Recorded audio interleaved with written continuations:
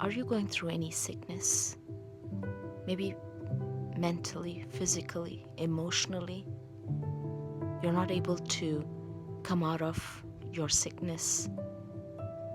Maybe the doctors gave up and you're going through a lot of health issues. You almost lost hope. Maybe you're looking for some kind of restoration in your life. This is for you. The Lord is speaking to you from Psalm 41, verse 3. The Lord sustains them on their sickbed and restores them from their bed of illness. No matter whatever the enemy plans against you, he will not succeed if you have Jesus in your heart and trust in him. He will heal you.